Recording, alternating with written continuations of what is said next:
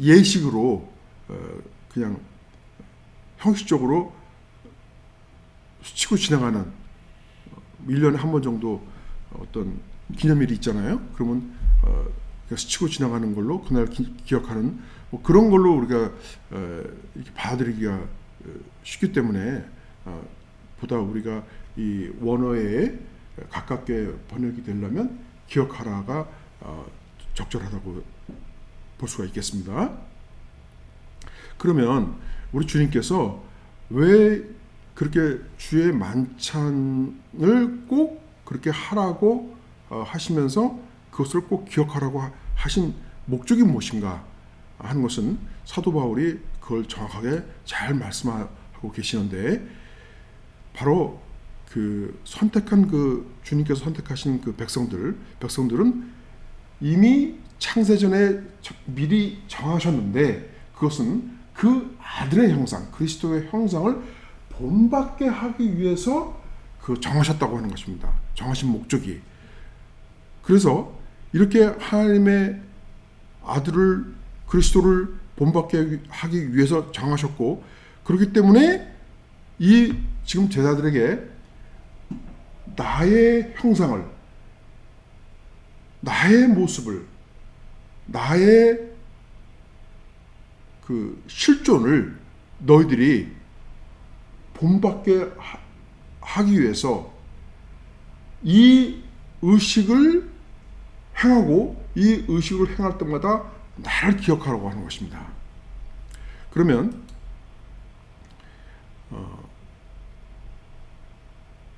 여기 성경에는 실존이라는 용어는 없습니다만은 우리가 이 하나님의 말씀들을 읽고 깨닫는 가운데 이것은 우리 주님께서 우리로 하여금 이렇게 기억하라고 하는 그 말씀은, 그렇게 말씀하신 목적은 우리로 하여금 당신의 실존, 우리들의 실존이 그리스도의 형상으로 또 그리스도의 실존으로 변화되기를 바라셨기 때문에 그러셨구나라고 우리가 깨달을 수가 있습니다. 그럼 실존이라고 하는 것은 무엇이냐?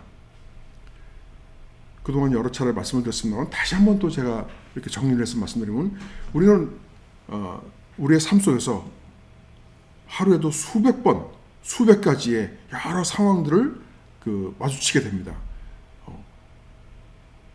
오늘 아침에 이렇게 우리 권사님께서 맛있는 콩국수를 이렇게 준비해 오셨는데, 콩국수를 오늘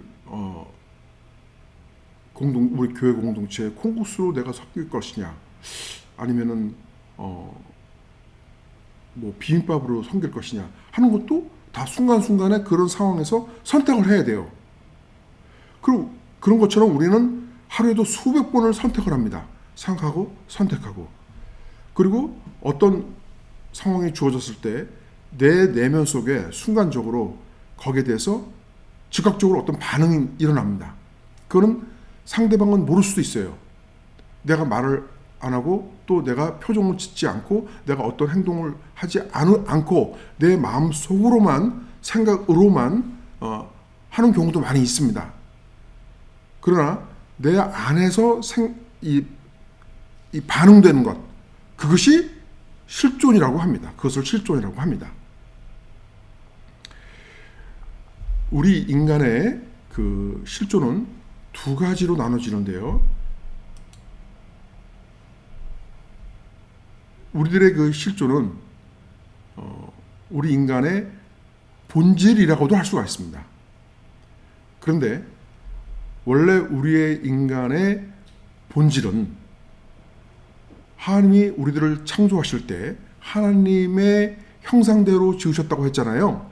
그러니까 그 말씀은 곧 하나님의 거룩하시고 순수하시고 순결하시고 온전한 그런 모습으로 우리 인간을 창조를 하셨다는 것입니다. 그래서 우리는 원래 아주 거룩한 그런 실존적인 존재, 그런 존재로 우리가 만들어졌습니다.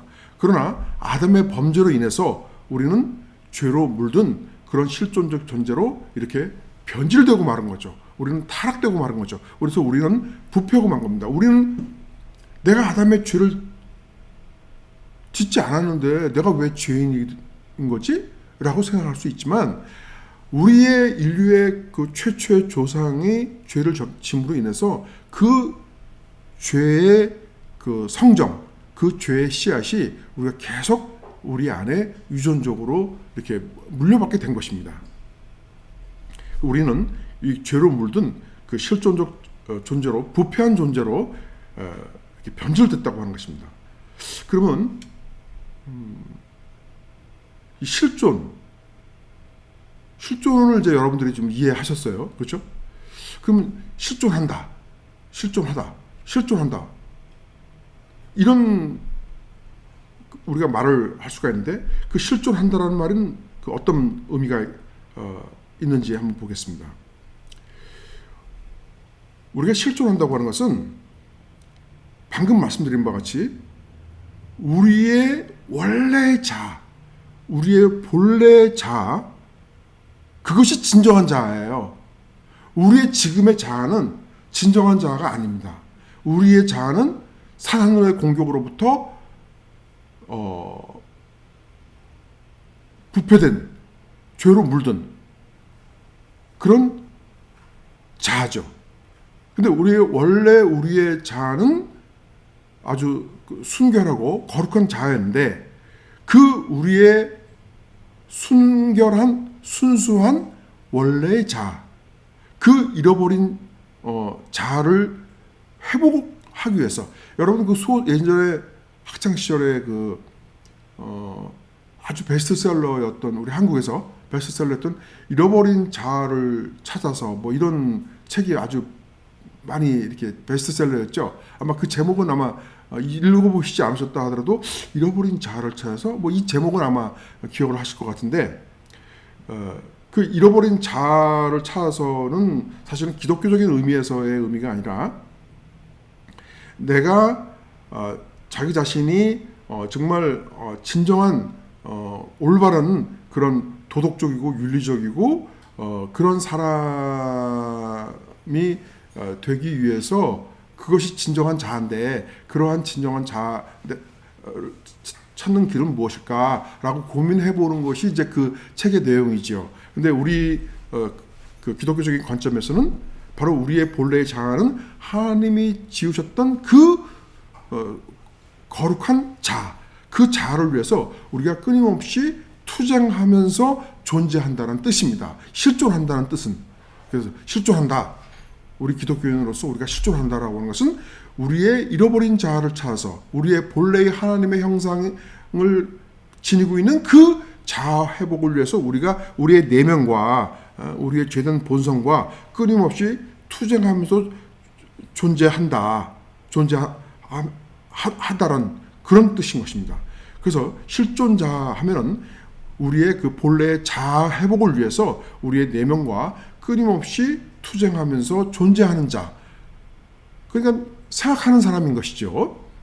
그러면 우리 그리스도의 본질은 그런 면에서 하나님의 형상으로 그리스도의 형상으로 회복되는 그러한 도상, 그러한 길 위에 서 있는 실존하는 사람, 끊임없이 그 하나님의 형상을 찾기 위해서 나의 죄된 본성과 내가 투쟁하는 그런 사람이라고 우리 그리스도인의 본질을 그렇게 정의할 수가 있겠습니다. 근데 실존자의 삶이 사실은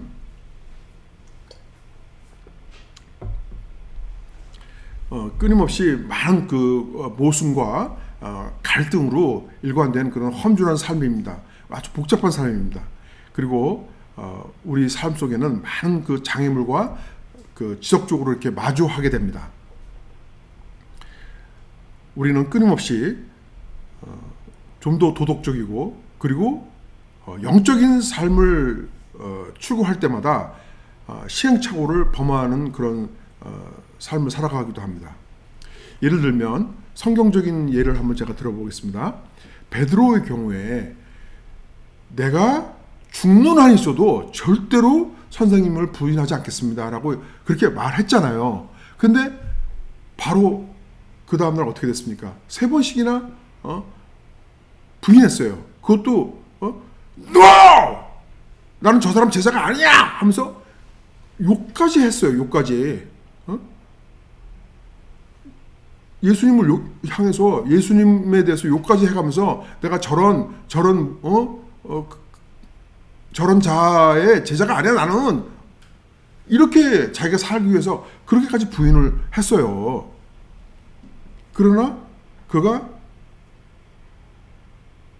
회개하고 다시 한번 돌이키면서 진정한 그리스도의 제자의 삶을 살아가게 되었죠. 그것이 바로 베드로가 겪었던 그 실존자의 모습이었던 것입니다. 그렇게 자기의 영적인 삶을 추구할 때마다 자기도 모르게 그렇게 실수를 범하기도 한다는 것입니다. 또 사도 바울도 내가 선을 행하려고 하나 나는 악을 행한다 라고 고백을 합니다. 사도 바울이. 우리 인간은 하나님의 말씀을 듣고 그 하나님의 말씀을 쫓아서 살아가야 되겠다라고 생각을 하면서도 불구하고 실제 삶에는 그렇게 하지 못하는 경우가 많이 있습니다. 그것이 실존자의 삶입니다. 그 실존자의 삶은 늘 그런 갈등이 있고 불안정한 그런 삶이기도 합니다.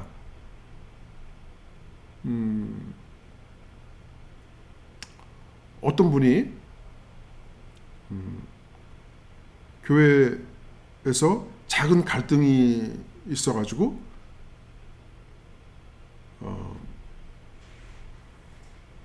교회를 오랫동안 안 나왔어요. 그러다가 오래간만에 교회를 왔어요. 왔는데 왔으면은 반갑고 서로 반갑고 그렇게 화기애애한 분위기로 식탁에 교제를 해야 되는데 오래간만에 만난 그 방문하신 어떤 목사님이 아유 어떻게 그동안 못 뵀습니다. 그동안 왜 교회를 안 오셨어요? 라고 물으니까 그분이 툭 튀어나와서 하는 말이 네, 제가 교회를 오고 싶었는데 이 교회가 저를 반가워하지 않는 것 같아서요. 라고 그렇게 말을 했어요. 그러면 그거를 질문했던 그 방문하셨던 그 목사님 입장에서는 이 교회 공동체가 무슨 문제가 있는 거 아닌가? 라는 그런 오해를 하실 수도 있잖아요. 그래서 제가 나중에 그 문제에 대해서 그분에게 그 문제를 지적을 했어요. 그렇게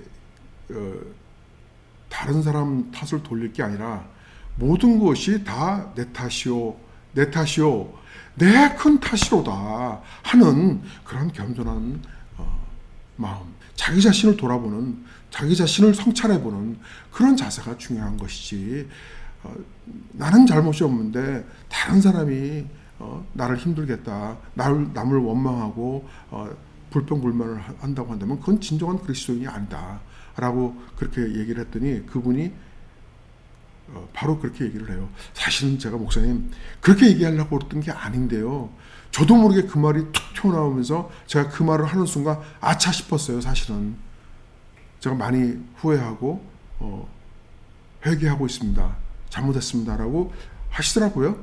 그러면 그게 시행착오를 자기도 모르게 범한 거예요. 그렇죠? 그렇게 뭔가 이제 교회로 다시 돌아오는 것은 뭐예요? 다시 영적인 삶을 추구하기 위해서 전진을 하려고 하는 거잖아요. 근데 전진을 한 걸음 전진했는데 그만 또 그런 실수를 하는 바람에 또 후퇴를 하게 된 거예요. 영적으로. 그렇죠? 우리 실존자들은 이와 같이 끊임없이 전진과 후퇴를 반복하기도 하고 또 사실 그분의 경우에 예전에 어떤 다른 성도와의 갈등이 있었다고 하는 것도 무슨 큰 갈등은 아니고 어떻게 다른 성도가 자기한테 인사를 안 했다라는 것 때문에 그것이 이제 그 마음이 상했다는 것이지만, 그래서 왜 날 보고 인사를 안 하냐, 내가 무시당했다, 이렇게 생각을 한 거예요. 그것이 마음 상해서 교회를 오랫동안 안 나오게 된 거예요. 그렇지만 그 인사를 내가, 저 사람이 나한테 인사를 안 했다고 내가 마음 상할 게 아니라, 저 사람이 나를 보고 인사를 안 했다고 하더라도 내가 먼저 안녕하세요 하고, 저 사람 나 보고 인사 안 하네? 왜 계속 연속적으로 나를 볼 때마다 인사를 안 하고 그냥 모른 척하고 하지? 하고 기분 나쁠 수 있어요. 그건 누구나 다 마찬가지일 거예요. 그건 뭐 어떠한 참 오랫동안 그 훈련된 거룩한 삶을 살아가는 것 같이 보이는 그런 목사님조차도 사실 표현을 안 해도, 만약에 어떤 사람들이, 어떤 누군가가 자기 그 목사님을 매번마다 분명히 나를 보는 것 같은데도 못 본 척하고 지나간다 그러면은 기분 나쁠 수 있죠. 인간이니까. 그러면 내가 먼저 다가가서 안녕하세요라고 하는 것이, 그것이 그리스도인의 모습인 것입니다. 저 사람이 나를 무시했으니까 내가 기분 나쁘다, 내가 이렇게 속이 썩하니까 나 기분 나빠, 나 그렇게 교회 안 나가, 이렇게 아니라, 내가 왜 그때 그분한테 먼저 안녕하세요 하고 인사하고, 그렇게 해서 또 안녕하세요 하고 인사하고 또 안녕하세요 인사하게 되면, 그분이 내가 저분한테 조금 혹시 뭔가 조금 섭섭한 마음이 있어서 내가 잘 인사를 안 했는데 저분은 나한테 자꾸 인사를 하는구나, 내가 이러면 안 되지 하고 마음을 고쳐먹고 더 인사를 잘 할 수도 있는 거 아니겠습니까? 그분이 왜 인사를 안 했는지는 모르겠지만, 그건 어떤 다른 이유가 있을 수도 있잖아요. 그걸 모르고 무조건 하고 나를 무시한다라고 단정을 짓고 남을 평가하고 남을 정죄할 것이 아니라, 내가 먼저 다른 사람에게 다가가고 내가 먼저 다른 사람에게 사랑을 주고 한다면, 그것이 그리스도인의 모습이 아니겠습니까?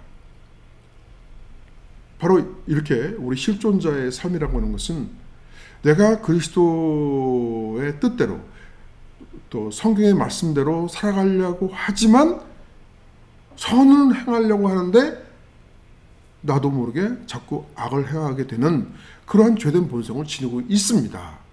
그러나 선을 깨닫고 선을 끊임없이 추구하면서 일그러진 부패된 자를 버리고 하나님의 형상대로 하나님께서 만드셨던 그 본래의 자아를 회복하려고 노력하는 것, 자기 자신의 그 내면적인 그 실존과 끊임없이 투쟁하는 것, 이것이 그리스도인의 본질이고 그리스도인의 실존자의 삶이라고 하는 것입니다. 그러면 그럴 때마다 우리 이 그리스도의 실존자의 삶의 목표는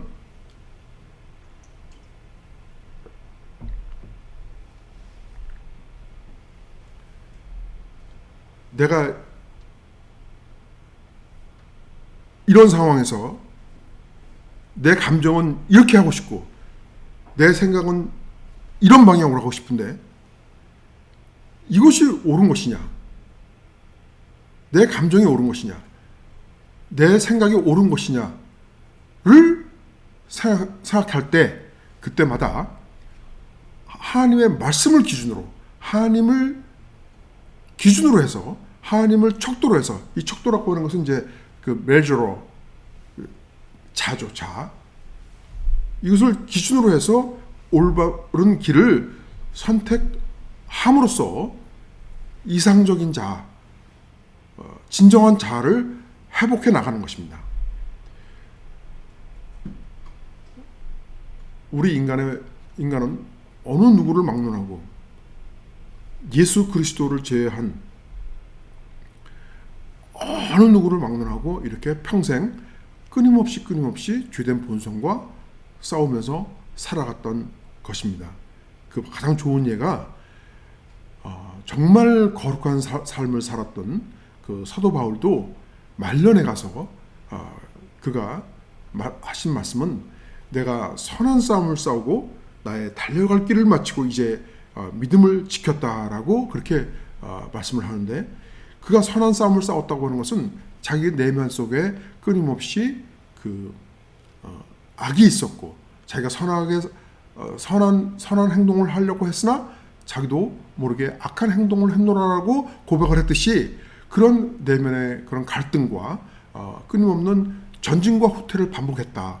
그래서 나는 그런 선한 싸움을 끝까지 싸우면서 나의 잃어버린 나의 진정한 자아를 찾아서 지금까지 달려왔다. 그런데 이제 내가 삶이 거의 다 되는 그러한, 이제 곧 죽을 것 같은 그런 이제 그 상황이 됐음을 깨닫고, 이제 거의 유언장과 같은 그런 그 편지를 디모데에게, 자기의 제자인 디모데 목사에게, 디모데는 젊은 목사입니다. 그 젊은 목사인 디모데에게 두 번째 편지를 보낸 내용에 이 말씀이 들어가 있는 거예요.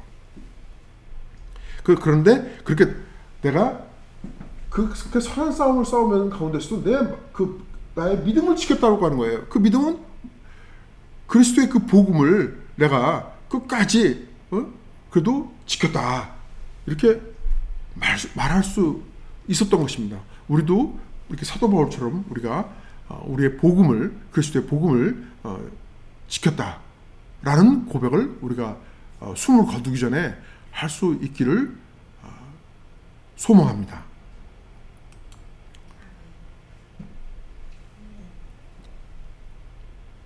바로 그것이 이렇게 선한 싸움을 싸우는 것, 실존자의 삶을 살아가는 것, 이것이 성화라고 할 수 있는데요. 이것이 성화라고 할 수 있는데, 제가 오늘 최초로 좀 정확한 것을 좀 꼬집고자 합니다. 많은 분들이요, 많은 그리스도인들이 어떻게 생각하냐면, 성화는 성령님이 역사하시는 겁니다. 그거는 아마 여러분들 다 공감하실 거예요. 그렇죠? 성령님이 우리를 역사해 가신다고 하는 것은 그동안에 많은 그 설교나 또는 성경 공부를 통해서 요거는 기본적으로 여러분들이 알고 계시죠. 그렇죠? 그러면 이 성화라고 하는 것이 성령님의 하심에 의해서, 그 성령님이 역사하신다는 것은 그 주체자가 성령님이시잖아요. 주체자인 그 성령님의 인도하심에 대해서 우리 성도는 그냥 수동적으로 내가 마음속으로 믿고 있으면, 그리고 기본적인 그 어떤 그 도덕적인 생활을 하고, 그리고 기본적인 어떤 교회 공동체의 여러 가지 것들의 그 섬김에 관련해서 참여를 한다면, 그러면 성령님이 주체자이시기 때문에 전능하신 성령님이 누구십니까? 하나님의 영이시잖아요. 그러니까 하나님의 영이시니까 하나님의 영이, 전능하신 하나님의 영께서 나를 계속 이렇게 끌고 나가실 거기 때문에 나는 수동적으로 변화되는 그런 저절로 성화되는 것이라고 그렇게 오해하고 있다는 거예요. 제가 좀 너무 지나치게 오해하고 있는 건가요? 저는 그렇게 생각해요. 제가 수십 년간 신앙생활하면서 많은 분들이 이렇게 생각할 거라고 보여져요.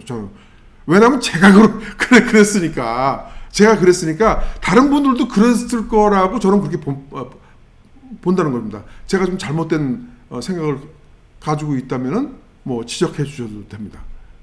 저는 그렇게 봅니다. 많은 분들이, 왜냐면 제가 왜 이렇게 보냐면, 사실은 많은 목사님들하고 제가 이 부분에 대해서 옛날 평신도 집사 때부터 목사님들한테 이런 질문을 많이 했어요. 아니 목사님 이렇게 보면은 믿는 분들 가운데서 장로님 권사님 가운데서도 뭐 죄를 이렇게 지기도 하고 그러는데, 그렇게 죄를 져도 그러면 괜찮은 건가요? 결국은 한 번 받은 구원은 영원한 것이니까 그 구원 받는 겁니까? 그게 저는 궁금합니다. 라고 질문을 할 때마다 물론 그렇게 계속 죄를 지면 크리스찬이 아니지요.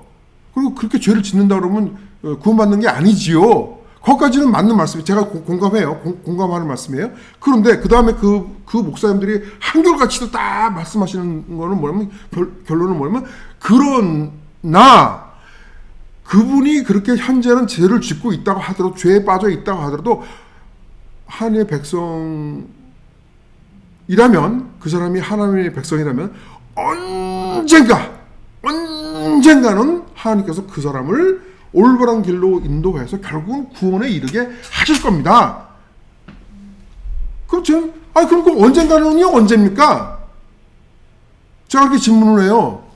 그 언젠가는 10년 후입니까? 20년 후입니까? 아니면 그 사람이 죽을 때 임박하서입니까? 그거는 모릅니다. 그 목사님들의 말씀이. 그거는 모릅니다. 그러나 그 사람이 죽기 전에라도 결국은 회개하게 하십니다. 그래서 결국은 그를 구원에 이르게 하신다는 것이 그 성경적 교리입니다. 라고 얘기를 하시는데 저는 도저히 동감을 할 수가 없어요. 그래서 제가 답답해가지고 제가 직접 이렇게 신학을 공부하게 되고 진리가 무엇인지 올바른 구원의 길이 무엇인지를 스스로 연구해서 내가 발견하자면 안 된다라고 생각을 하게 됐던 겁니다. 목사님들이 저한테 올바른 구원의 길을 제시하지 않는 것 같아서 제가 가슴이 터지는 것 같아가지고 그래서 제가 드디어 발견한 깨달음을 얻게 된 진리는 이렇게 수동적으로 자동적으로 저절로 변화시키신다라고 하는 것으로 믿는 것은 그것은 진정한 성화의 의미를 오해하고 있다라고 하는 것을 제가 깨닫게 됐습니다. 그거는 하나님의 관점에서 성령님의 관점에서는 성령님이 주체자가 돼서 성령님이 능동적으로 그렇게 우리 성도를 이끌고 나가요.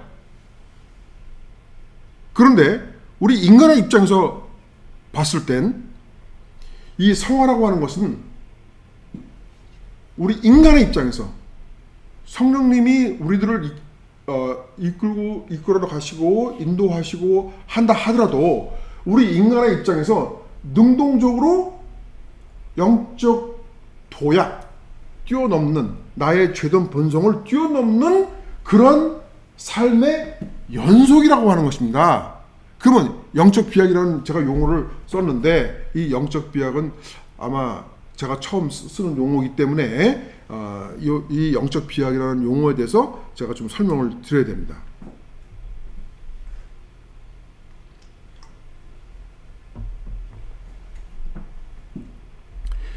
이 영적 비약이라고 하는 것은 비약, 도약이라는 말하고 똑같은 뜻인데요.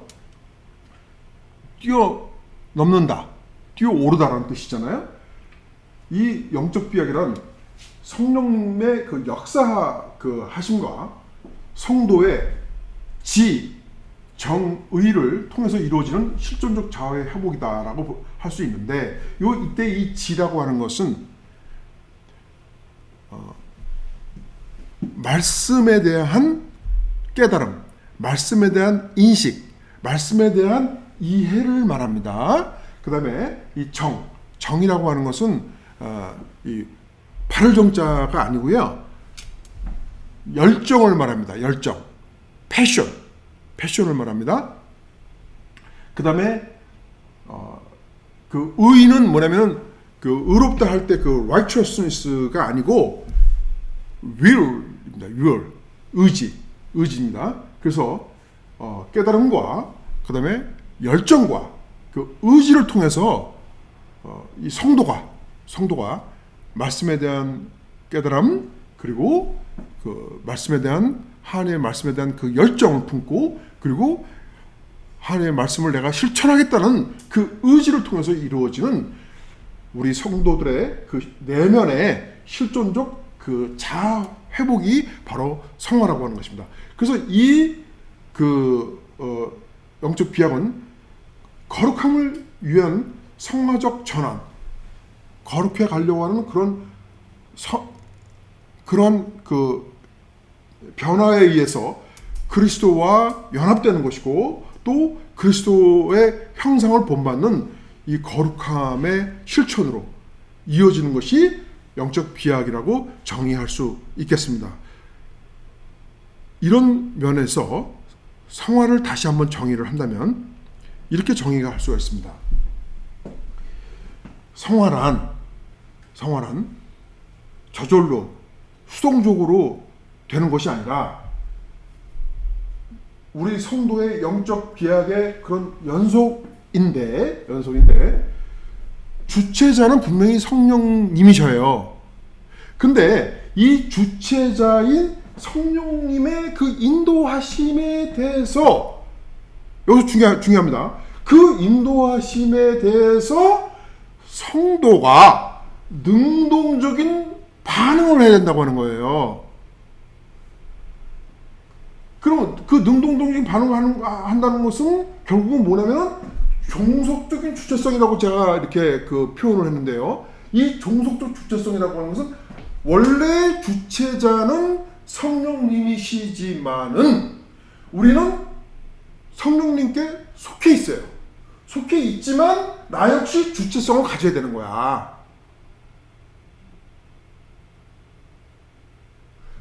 그런 주체성을 가지고 성령님의 뜻을 적극적으로 수행함으로써 이렇게 이루어지는 실존적 자아의 변화, 우리 성도의 그 내면의 그 변화를 바로 성화라고 할 수 있다는 것입니다.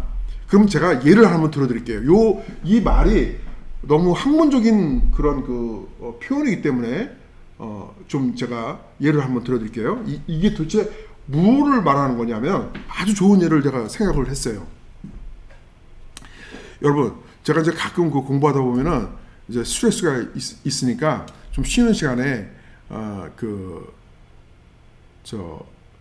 저는 뭐 사람마다 다르겠습니다만 저는 격투기, 그다음에 뭐 태권도 시합 같은 거 그런 거를 보는 걸 좋아해요. 제가 이렇게 가끔씩 이렇게. 그럼 권투 시합을 이렇게 보면은 권투할 때 그 권투 선수가 초보자가 아니고 프로 선수예요. 아주 챔피언도 딴 그런 그 선수들과의 경기를 볼 때도 우리가 있잖아요. 근데 여러분들도 잘 아시다시피 그 챔피언인 권투 선수가 링 위에서 경기를 하는데 격투를 벌이는데 그때 그 사람이 혼자서 계속 싸웁니까? 그러니까 상대방과 싸울 때 그 사람 혼자 싸워요? 그렇지 않잖아요. 그 링 바깥에서 그 사람의 코치가 있잖아요. 코치. 그쵸? 그 코치가 계속 뭐라고 말을 해줘요. 아시죠? 너무 잘 아시죠? 그러면 그 사람은 뭐 물러나라. 또는 어퍼컷을 해라. 그다음에 뭐 몸을 좀 뒤로 빼라. 몸을 더 숙여라. 앞으로 나가라. 계속 코치를 해요.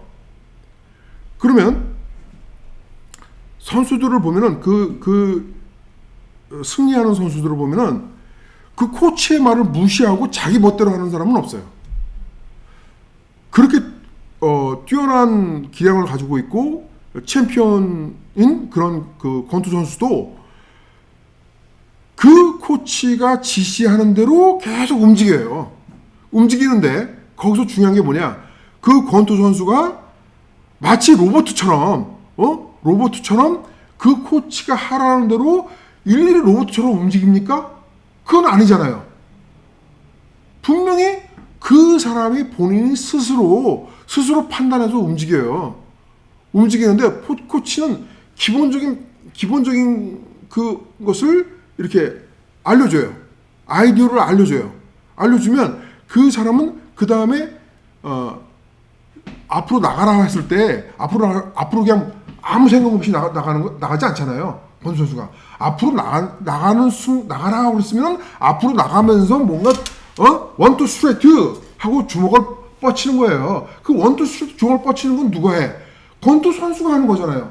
코치가 하는 게 아니라 코치가 원투 스트레이트 3번, 4번, 5번 해 이런 말까지는 안 해요. 앞으로 나가란 말까지만 하고 그렇지 않습니까? 근데 그러면 이 권투 선수는 자기가 능동적으로 이 지금 코치가 이렇게 그 인도를 하고 있지만 자기가 능동적이고 적극적으로 내가 이 시합을 꼭 이겨야겠다는 그런 강한 그 의지를 가지고 그 불타는 열정을 가지고 그 자기의 의지에 의해서 앞으로 나가 그러면 막 2번, 3번, 4번 막 얻어 맞으면서도 막 그냥 이렇게 나가는 거예요. 그렇잖아요. 바로 그런 면에서 그 권투 선수가 전체적인 시합의 흐름은 코치에게 종속돼 있지만 그럼에도 불구하고 종속돼 있음에도 불구하고 자기가 주체성을 가지고 주체적인 의식을 가지고 뭔가 적극적이고 능동적으로 그렇게 시합을 치른다고 하는 것입니다. 마찬가지로 우리 성도들도 우리의 믿음을 위해서 우리가 거룩한 삶을 위해서 우리가 성화되는 삶을 살기 위해서는 우리가 가만히 있어도 자동으로 성령님이 나를 갖다가 언젠가는 내가 좀 죄를 짓는다 하더라도 결국은 나를 갖다가 거룩한 자로 만들어서 구원에 이르게 하시겠지 이렇게 생각하면은 그런 어리석은 그런 사람이고요. 본인이 스스로 성령님의 그 인도하심에 적극적으로 반응하고 능동적으로 반응해서 그 인도하심을 수행함으로써 자기 실존적 자아를 변화시키는 것이 그것이 바로 성화라고 하는 것입니다. 이해하셨죠? 그래서 우리 그리스도로서의 이 실존자의 삶이라고 하는 것은 진정한 그 자아 회복을 위해서 원래의 자아 회복을 위해서 잃어버린 자아를 찾아서 성령의 인도함에 대해서 내가 종속적인 주체성을 가지고 능동적이고 적극적으로 반응함으로써 그 성령의 역사하심을 인도하심을 수행하는 삶이 바로 그리스도인의 실존자의 삶이라고 할 수 있고 그것은 연속적인 영적 비약의 그 성화가 이루어지는 과정이라고 그렇게 말할 수 있겠습니다.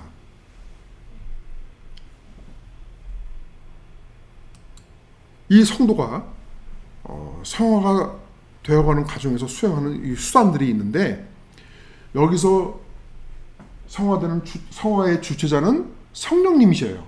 그렇지만 우리도 종속적 주체자도 되어야 된다고 하는 것입니다. 성도가.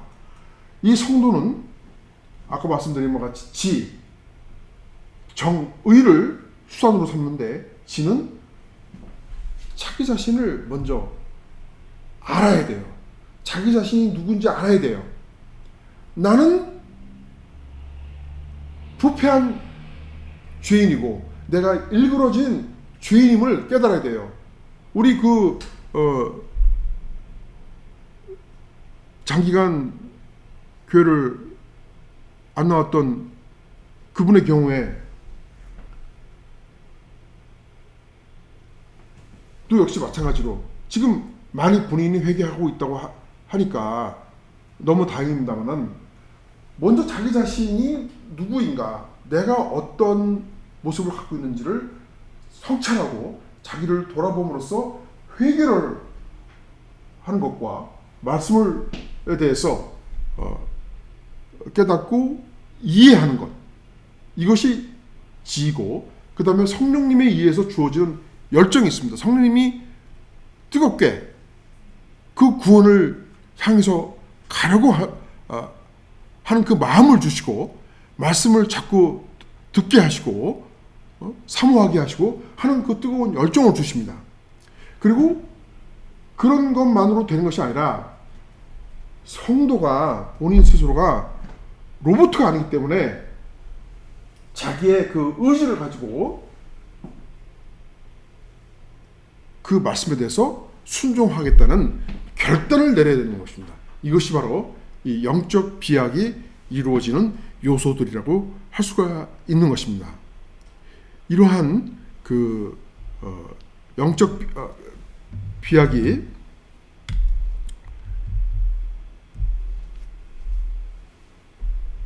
이루어지는 그 과정에서 매개체들이 있는데요.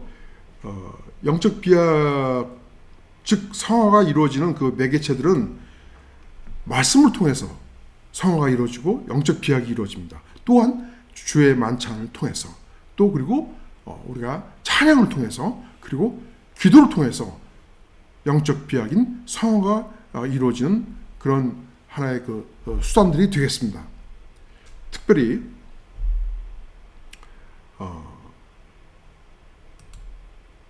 이 주의 만찬은 성화를 위한 은혜의 통로이며 또 성령의 능력이 역사하시는 시간과 그러한 자리입니다. 그리고 이 주의 만찬에서는 그렇기 때문에 자기를 돌아보는 회개의 시간, 자기 성찰을 요구합니다.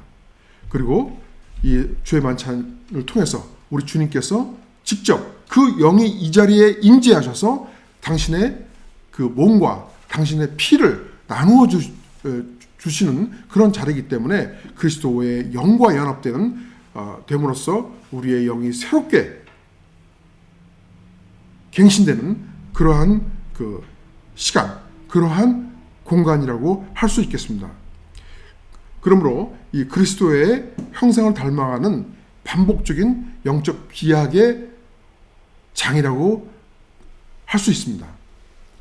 또한 이 주의 만찬은 우리가 언젠가 우리가 부활하게 될 것을 소망하고 그 부활하게 될 것을 소망하는 자로서 우리가 거룩한 자가 되어야 되는데, 성화되는 자가 되어야 되는데, 그 성화되는 자가 되기 위해서 바로 우리가 그 증거의 삶을 살아야 되는데, 그 증거의 삶은 주의 뜻을 따르는 그러한 순종을 우리가 결단하는 그러한 시간이 되어야 된다고 하는 것입니다.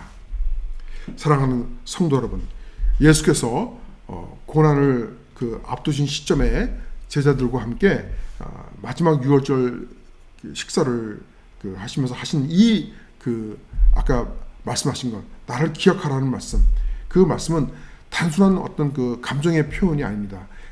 그리고 또 내가 이 유월절 먹기를 원하고 원하였다라고 그렇게 말씀하셨는데, 원하고 원하였다라고 하는 것은 헬라어 원문에서 아주 간절히 갈망하다는 뜻입니다. 패션을 가지고, 내가 열정을 가지고 너희들과 같이 이 유월절 만찬을 먹기를 원했다, 이렇게 말씀을 하신 것입니다. 이 말씀은 주님의 마음의 그 깊은 곳에서부터 터져나오는 그 거룩함에 대한 열망, 그 의지적 갈망, 사랑의 갈망을 주님의 그 갈망을 담고 있는 것입니다. 그래서 이 주님의 만찬은 유대 전통의 그 유월절을 넘어서서 이제는 새 언약의 그 시점이고, 또 주님과 그의 백성 사이의 영원한 그 연합의 한 표징, 한 그 심볼, 그 상징이 되는 것입니다. 예수 그리스도께서는 이 만찬을 통해서 자신이 찢기실 그 몸과 흘리실 피를 내어주시고 우리와의 연합을 성취하고자 하셨습니다. 주님은 단지 죽기 위해서 원하신 것이 아니라, 이 만찬을 하시고자 하는 것이 죽기 위해서 원하신 것이 아니라 우리와 함께 하시기 위해서, 우리를 거룩하게 하시기 위해서 간절히 그렇게 열망을 가지고 원하셨던 것입니다. 여기서 우리는 그 신앙의 가장 그 본질적인 질문에 직면하게 됩니다. 그분이 그 간절히 원하신 이 만찬 앞에서 우리는 어떻게 응답할 것인가? 주의 만찬은 단지 전통적인 그런 예식이 아닙니다. 이것은 성령께서 역사하시는 그 은혜이고 또 그 은혜의 자리이고 신자가 우리 그 성도가 전 인격적으로 모든 우리의 그 인격적으로 응답하는 실존의 자리이고 또 그리스도의 연합을 실천하는 성화의 한 통로인 것입니다. 여기서 우리는 영적 비약을 경험해야 합니다. 곧 성령의 감동 감화 속에서 우리의 지성과 열정과 의지를 다해서 그리스도의 그 부르심에 응답하면서 우리의 자아가 새로워지고 삶의 방향이 거룩함을 향해서 전환되는 영적 도약이, 영적 비약이 일어나야 됩니다. 예수 그리스도께서는 내가 원하고 또 원하였도다라고 말씀하셨습니다. 이제 우리가 대답해야 합니다. 주님, 저희도 간절히 원합니다. 주님과 함께 이 잔을 나누기를, 주님과 깊이 연합하기를, 주님의 형상을 따라 살아가기를 원합니다.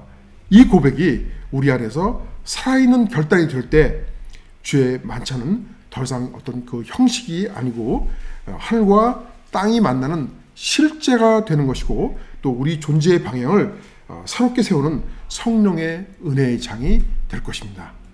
사랑하는 여러분, 오늘 이 떡과 잔을 받을 때 주님의 간절한 그 사랑 앞에 온 마음을 드리면서 거룩함을 향한 영적 비약으로 응답하시기를 주님의 이름으로 축원합니다. 우리가 주의 만찬을 앞두고 1분 정도 우리 자신을 한번 돌아보고 회개하는 시간을 갖도록 하겠습니다. 음악은 따로 제가 준비하지 못했지만 각자 조용히 묵상하는 그런 시간을 갖고 우리 하나님 앞에 자기의 죄된 본성을 고백하는 시간을 짧게 갖도록 하겠습니다.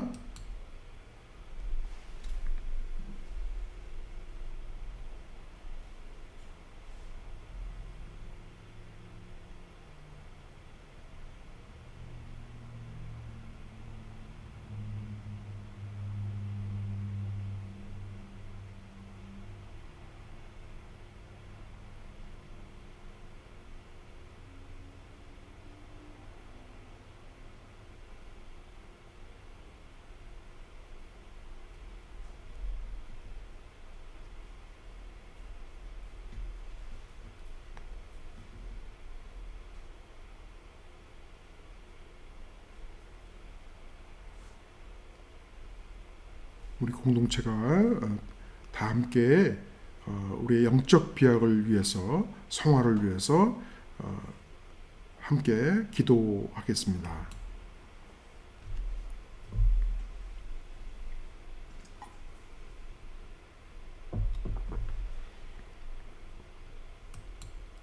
우리 함께 PPT 화면을 보시면서 함께 우리 공동체가 기도하겠습니다.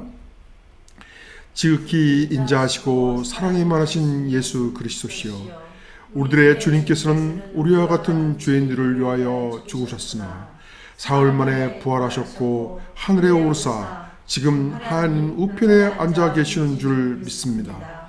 지극히 높으신 분인 우리의 주님께서 당신의 백성들을 위하여 이렇게 만찬을 베풀어 주심에 한없이 깊은 감사를 드립니다. 우리가 주님의 거룩한 몸과 피를 상징하는 이 떡과 잔을 마실 때 주님의 죽음과 우리의 거룩함을 위한 영적 비약을 명령하셨음을 기억하겠습니다.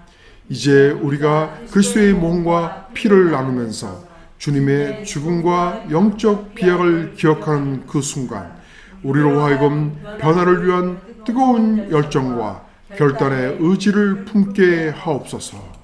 우리는 오늘 주께서 주신 말씀인 그리스도와 연합되어 주의 형상을 닮아갈 것을 간절히 원하심을 가슴에 새기고 주님의 역사하심에 반응하여 따르고자 합니다.